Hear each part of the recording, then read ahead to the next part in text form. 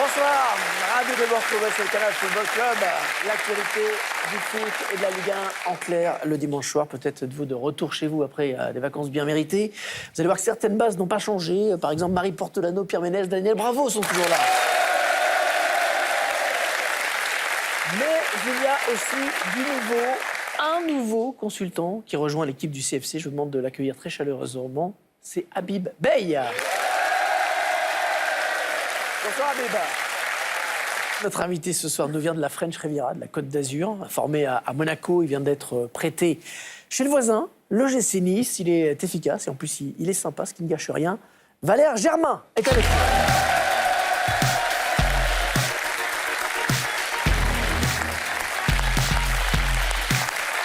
Bonsoir Valère. Ça va? Bonsoir. Le Niçois Valère Germain, ça doit vous faire drôle d'entendre ça. Vous, c'était un peu bizarre au début, c'est vrai, mais je me suis bien habitué. Et voilà, tout va bien. Vous avez été bien accueilli par les supporters niçois, Valère? Très bien, oui. On a tous été bien accueillis, tous les nouveaux. C'est vrai que je viens de Monaco, c'est un derby, mais oui, justement. Il n'y a eu aucun problème à mes débuts. Bon, on va revenir tout à l'heure sur la victoire niçoise avec notamment le but magnifique marqué par Hatem Ben Arfa qui fait un retour fracassant dans la Ligue 1. Mais il y a un match qui vient de se terminer à Lorient. Le FC Lorient recevait la Saint-Etienne. Premier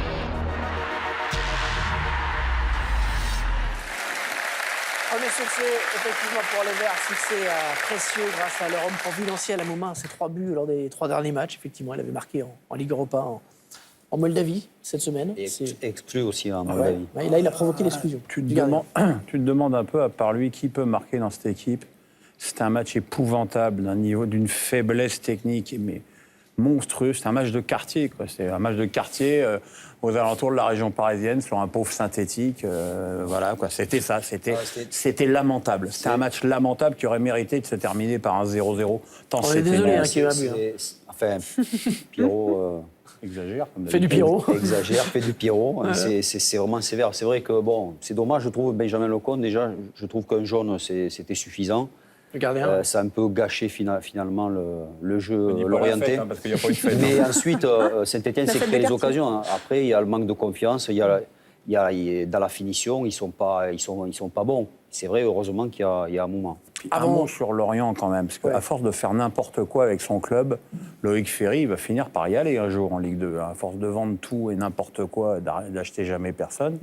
Il y a n'importe quoi, il a construit un centre de formation quand même. Hein? Il ne fait pas que n'importe quoi, il a super, construit. S'il fait de l'immobilier, c'est chouette. Mais alors c'est la structure, c'est la structure de club. Mais enfin, avant de faire l'immobilier, il faudrait faire un peu de foot aussi. Quoi. Parce que là, Christian Gourcuff, à mon avis, il s'est suicidé en regardant ce match-là. Valère Germain, parlons de votre nouveau club, donc l'OGC Nice. Vous êtes arrivé cet été, prêté par l'AS Monaco. On a le sentiment que vous avez retardé au maximum votre départ de l'AS Monaco. Vous avez été un acteur important de la montée de Ligue 2 en Ligue 1. Là, quand vous avez vu l'armada de joueurs offensifs arriver, vous vous êtes dit... Il faut vraiment que j'y aille, il faut vraiment que je m'en aille. Oui, je pense que c'était la bonne année pour jouer dans un autre club. Il y a eu vraiment énormément d'arrivées cette année, beaucoup de joueurs offensifs et j'avais envie de retrouver le plaisir d'être sur le terrain, de faire une saison pleine et c'est pour ça que j'ai choisi d'aller jouer à l'OGC Nice. Alors, premier match de la saison, vous marquez... Il le faisait très peu jouer. Oui, c'est vrai qu'il n'avait pas joué énormément la saison dernière. Il n'avait pas vraiment le choix. Vous avez marqué, premier match de la saison, c'est contre Monaco, justement, et vous marquez un but. C'est vrai que vous avez été extrêmement sobre dans votre joie. Ça n'a pas dû être évident, quand même, de signer dans le club le plus rival de Monaco. Oui, c'est sûr que c'est un derby, c'est un club rival, donc c'était pas évident de prendre cette décision. Mais après une réunion avec le président River et le coach Puel, j'ai su que c'était la bonne destination. Il y a un groupe de qualité et je pense que c'était la meilleure destination pour moi cette année. Il y a un trio d'attaque avec vous, avec Pléa, avec Ben Arfa. Il y a du talent. C'est la meilleure attaque d'ailleurs de la Ligue 1 jusqu'à présent. C'est ça le potentiel le plus fort à Nice cette saison. Marquer des buts. Oui, je pense qu'il y a un réel potentiel. Toute l'équipe a envie de jouer au ballon, d'avoir la possession. Et, on a pris du plaisir sur les 3 premiers matchs. On n'est qu'à 4 points malheureusement, mais c'est vrai qu'il y a un réel potentiel offensif, que ce soit avec nous 3, mais aussi avec tout le bloc qui est derrière nous. Et il faut maintenant qu'on arrive à mieux remplir les tâches défensives pour se rendre les matchs plus faciles. L'OM qui a des difficultés en ce début de championnat, mais le PSG, lui, est parti très vite. 3 matchs, 3 victoires, c'est net, même si le contenu des rencontres est vraiment perfectible. premier grand test en championnat, ce sera dimanche prochain, Monaco, Paris Saint-Germain, le premier grand choc de la saison. Ce sera bien sûr en exclusivité sur Canal. Et a priori, ce choc, Layvin Kurzawa le jouera en rouge et blanc. Oui, parce que Layvin Kurzawa n'ira donc pas au Paris Saint-Germain. Monaco et Paris, vous le savez, étaient en discussion depuis un petit moment. Monaco, qui n'a pas vraiment besoin d'argent, était prêt à lâcher Layvin Kurzawa seulement en cas d'offre exceptionnelle. Les propositions de Paris n'étaient donc pas à la hauteur. Du coup, aujourd'hui, les discussions sont closes. Désormais, la piste pour remplacer Lucas Digne, on en avait déjà parlé sur Canal+, c'est le Portugais Coentrao qui joue au Real Madrid. C'est désormais la priorité du Paris Saint-Germain. Alors à Monaco, dimanche prochain, le PSG va récupérer Ibra, Di Maria qui devrait faire son entrée. Est-ce que c'est dimanche prochain qu'on saura déjà si Paris se dirige vers une saison en solo, très largement en tête? Clairement, si le PSG vient à s'imposer dimanche prochain, ça leur ferait 12 points avec 3 déplacements en 4 matchs. Vu que derrière, on ne peut pas dire que ça gagne beaucoup, voilà, ça veut dire qu'ils mettraient Monaco à 7 points. Marseille, dans le meilleur des cas, serait à 6. Enfin, voilà. Ce serait, oui, malheureusement pour nous... Sans tuer de suspense, sincèrement, Paris est programmé pour finir champion peut-être au mois de février, au mois de mars. Il y aura la Ligue des Champions. Oui, mais Marseille, c'est amoindri. Monaco, pour moi, est peut-être pas plus fort que la saison passée. Lyon a des difficultés. Je ne vois pas comment ce Paris Saint-Germain, là, pourrait être en difficulté. En plus, on voit que l'année dernière, ce type de match, il ne les gagnait pas. Et là, il les gagne, sans être au top physiquement, sans avoir défensivement, Ibra, défensivement, ils sont bien meilleurs que l'année dernière. Voilà. Alors Paris qui a déjà pris de l'avance sur ses concurrents, comme Lyon, qui s'est fait piéger à Gerland par Rennes. Il y a beaucoup de grimaces et de doutes en ce moment à l'Olympique Lyonnais. C'est quoi le problème à l'OL? Ils ont bien recruté, ils ont prolongé leurs joueurs majeurs. On a l'impression que c'est reparti comme le début de saison de la saison dernière, d'ailleurs. Hein. Moi, je suis un petit peu agacé par les tartes à la crème qu'on entend depuis que les résultats ne sont pas bons. Que les joueurs, surtout la Casette, ont chopé la grosse tête parce qu'ils ont pris des salaires. Et je trouve d'ailleurs que la communication d'Hubert Fournier est désastreuse à ce niveau-là. S'il y a un moment où il faut protéger son groupe, si lui, il commence à dire comme les supporters, qu'est-ce que vous voulez qu'il se passe? Quand vous voyez les images d'Alexandre sur le banc de touche avec sa serviette, si ça, c'est la tête d'un mec qui s'en fout et qui a chopé la grosse tête, les joueurs ont changé. Non, voilà, ça va pas, ça peut arriver. La Casette a un peu mal au dos. Je l'ai dit, je le redis, et je pense que je vais le redire pendant plusieurs semaines. Moi, Valbuena Fekir, j'y crois pas. Donc voilà, il y a une animation offensive déficiente. Raphaël n'est pas meilleur défensivement que Jalech. Je ne sais même pas s'il n'est pas encore plus faible.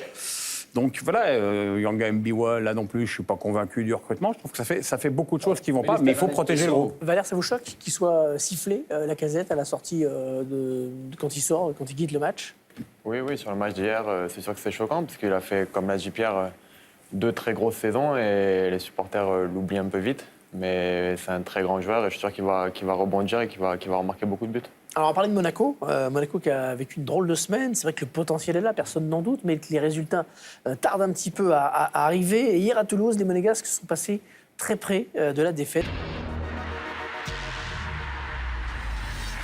La jeunesse des Monégasques. Est-ce qu'on en demande trop à l'AS Monaco? Vous les aviez joués la première journée, on avait vu les images tout à l'heure. Vous les aviez trouvés tendres, ces Monégasques? C'est l'équipe que vous trouvez jeune, trop jeune? Ils ont des problèmes défensifs qu'ils n'avaient pas l'année dernière. C'est ce qui faisait la force l'année dernière de Monaco, notamment en Champions League. Il y avait un gros bloc défensif, ils encaissaient peu de buts. Et cette année, on a l'impression que la défense est friable et c'est compliqué. L'équipe qu'il y avait, il y avait 8 nouveaux joueurs. Qui n'avaient pas joué en Ligue des Champions. Beaucoup de jeunes. Il faut regarder le match de Valence, où quand même, ils ont fait jeu égal. Parfois, ils ont été dominateurs dans le jeu. S'il y avait eu pénalty sur Martial, je pense qu'il repartait avec un très bon score. Donc, ça reste une très bonne équipe. Mais c'est vrai que défensivement, et je pense que peut-être le futur départ d'Abdenour aussi, ça va être une mauvaise chose, parce que pour moi, c'est le meilleur derrière et ça flotte un peu dans l'axe. 2 équipes qui jouaient la Ligue des Champions il n'y a pas si longtemps que cela, d'ailleurs, Lille et Bordeaux, qui s'affrontaient cet après-midi. Pas de but entre Lille et Bordeaux, même s'il y avait certainement un pénalty sur Bouffal. Vous voyez que les Marseillais sont entrés à l'échauffement. Alors, un petit événement, on va laisser la parole à Pierre, parce qu'il veut dire du bien après un 0-0 entre Lille et Bordeaux. Ouais, j'ai aimé ce match. Il y a eu 4 poteaux, il y a eu des arrêts de gardien, il y a eu du rythme. C'était vraiment un bon match. Alors parfois, effectivement, ça se termine par 0-0 parce qu'il y a un manque de réussite, parce que les gardiens sont très bons, mais si on voyait que des matchs de ce niveau-là, on verrait plus de buts et plus de spectacles. Non, j'ai bien aimé ce match. Il a changé Par d'entraîneur. rapport à Lorient. Jérôme Revaux va nous proposer le classement après 3 journées, avec donc Bastia qui est juste derrière le Paris Saint-Germain, carton plein pour le PSG, 9 points sur 9 possibles. Bastia et Angers qui se partagent la 2e place, Nantes 4e. Rennes, Caen, Reims, voilà des équipes qui ont pris un bon départ. Saint-Etienne grâce à sa victoire cet après-midi. Puis dans le bas du tableau, Guingamp qui ferme la marche avec 0 points. Comme Montpellier, comme Marseille pour l'instant. Mais les Marseillais jouent bien sûr dans quelques instants face aux Troyens. C'est quoi l'objectif? Nice est 8e pour l'instant. C'est quoi l'objectif 9e plus exactement du gym cette saison? Est-ce qu'il y a un objectif chiffré en termes de place? Est-ce que c'est donner du plaisir au public? Qu'est-ce qu'ils vous ont dit les dirigeants? Faire mieux que l'année dernière déjà. Ils étaient arrivés l'année dernière 11e. Ouais. Donc essayer de rentrer dans le top 10 et prendre du plaisir. On est en train de prendre du plaisir en ce moment sur le terrain. Je trouve qu'on pratique un beau football pour l'instant, donc continuer sur cette voie-là, prendre les matchs les uns après les autres et pas se fixer de limite. Il y a longtemps que Nice n'a pas eu ce potentiel offensif. Hein. Ouais, c'est vrai. Et si derrière, avec les blessés, s'ils arrivent à stabiliser, en tout cas l'état d'esprit est très bon, ils peuvent faire une très belle saison. Les rendez-vous sport sur Canal+ Sport, demain soir, 19h40, vous avez rendez-vous avec les spécialistes à 21h. Arsenal-Liverpool, c'est le dernier match de la 3e journée de Première Ligue. Et juste après, la première très attendue de J+1 avec le Nantais Lucado en invité. On a parlé des objectifs de Nice. L'objectif de Valère Germain, il y a un plan de carrière. Vous êtes prêté sans option d'achat. Ça veut dire que c'est un passage à Nice d'1 an. Retour à Monaco, c'est plutôt ça qui est prévu. On verra l'année prochaine, on verra ma saison. J'espère faire une belle saison, essayer d'apporter quelque chose à Nice, marquer des buts, être important pour un groupe. Et on verra l'année prochaine si je reviens à Monaco, si je pars dans un autre club, si je reste à Nice. Tout est possible, c'est ouvert. J'appartiens à Monaco, donc je retournerai à Monaco forcément, puis on verra par la suite. Merci en tout cas d'être venu nous voir. Valère, bonne chance, avec plaisir. Bonne soir.